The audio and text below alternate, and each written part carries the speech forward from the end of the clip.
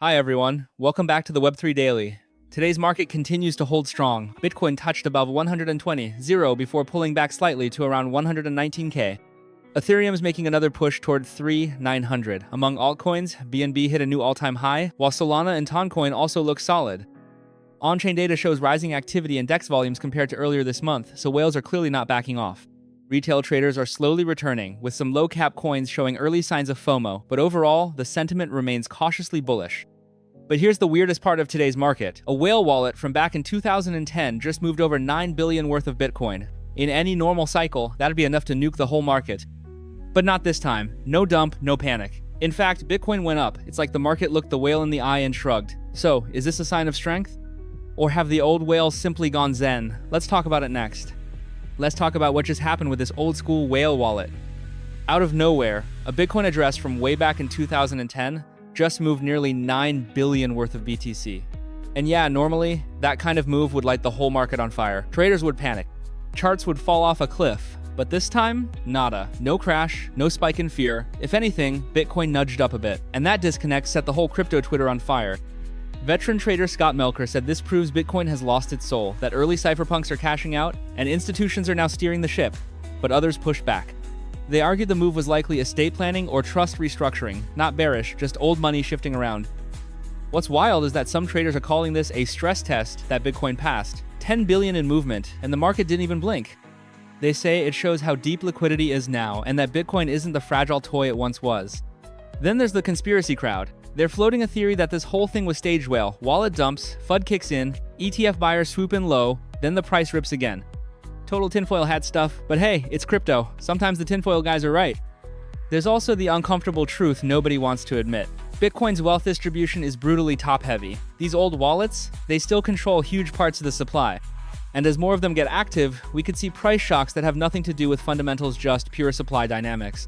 But the takeaway? The market didn't care, it held up, which means something's changed. Maybe the believers aren't who they used to be, but the buyers are still showing up. First up, Bitcoin Cash is on fire. This week, BCH smashed past 580 and kept climbing. It's now up over 10% in 7 days and nearly 17% in the past month. TA guys are all over this, saying if it holds this level, next stops could be 620 to 680. What's driving it? For starters, the chart looks clean. 3 strong weekly green candles finally broke above a long-term downtrend line. There's also been a quiet narrative shift. Some people are back to pitching BCH as the practical version of Bitcoin for real-world payments, especially as Layer 2 fees keep climbing. Wild, right? On-chain data backs it up. Whale wallets holding 100k plus BCH have started growing again, which usually signals serious money getting involved. Whale watchers are paying attention. But don't get too hyped just yet. BCH is in overbought territory, RSI is over 72, MACD showing a bearish divergence. If it can't break 600 with volume, we might see a pullback. Key support sits between 556 and 570. Drop below that and it could get ugly. Bottom line, BCH has narrative, chart setup, and some capital rotation behind it, but the market still needs to prove it's buying the comeback story.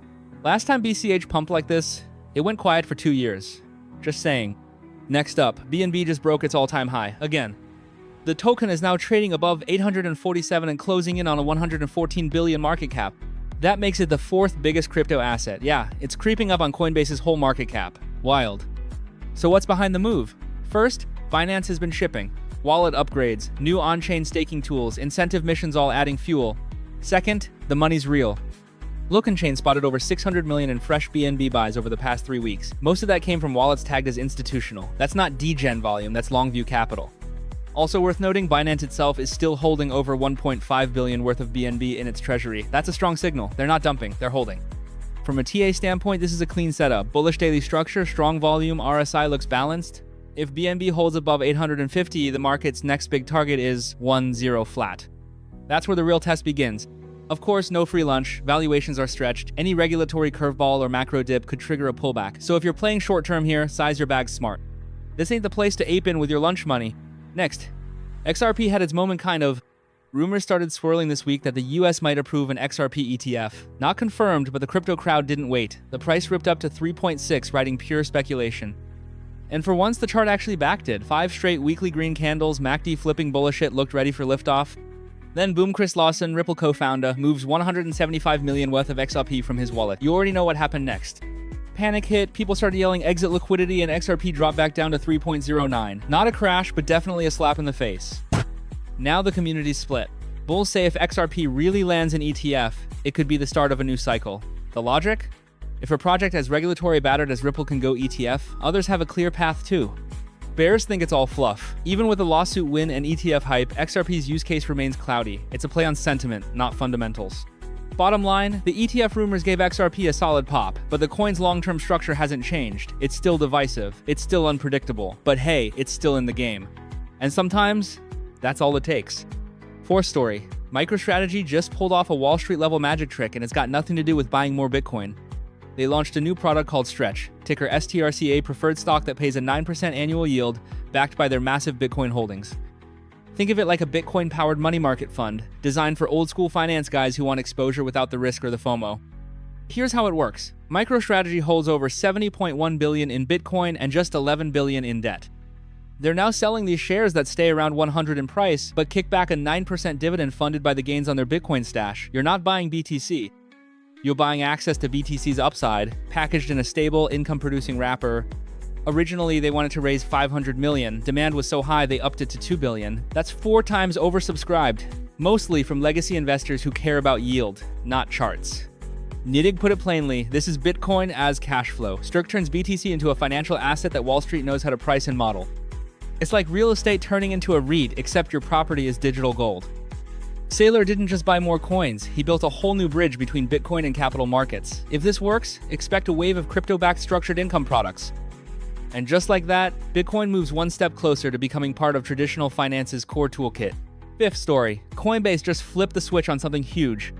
They rebranded their wallet to Base App, but it's not just a rename, it's now a full-blown Web3 social app. Imagine a mix of Twitter, Instagram, and a crypto wallet all on-chain. No more clunky UI, no more MetaMask nightmares. Just post like mint, tip, it all works. And the numbers? Zora, one of the integrated social protocols, saw its token pump 440% in a week. Daily TXs jumped from 30K to over 150K.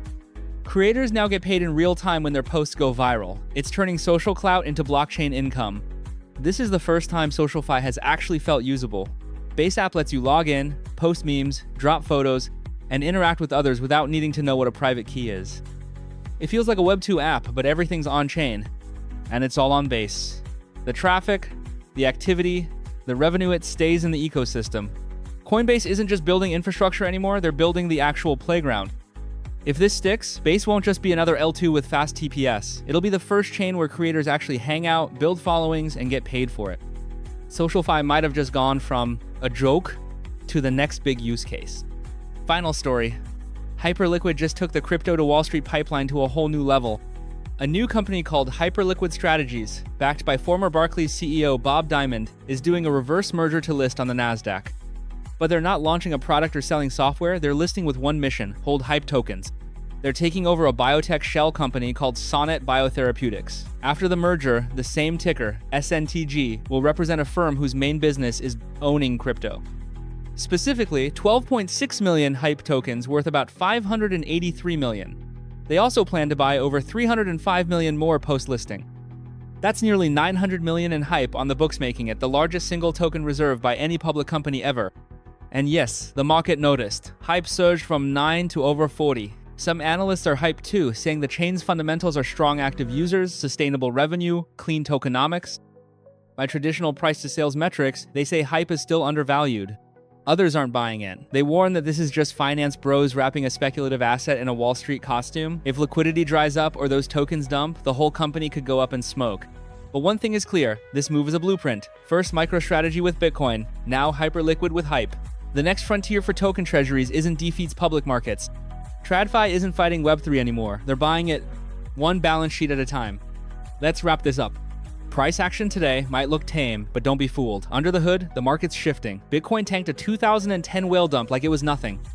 Alts like BNB and BCH are waking up after months of silence, and we're seeing serious capital moves from Saylor's income-backed BTC notes to hype getting Nasdaq exposure. The game's not about who pumps, it's about who gets caught and who gets bought. The money's still here, it's just moving differently now. As always, stay smart. Don't go all in at resistance. Keep your edge sharp. That's it for today's Web3 Daily. Catch you next time.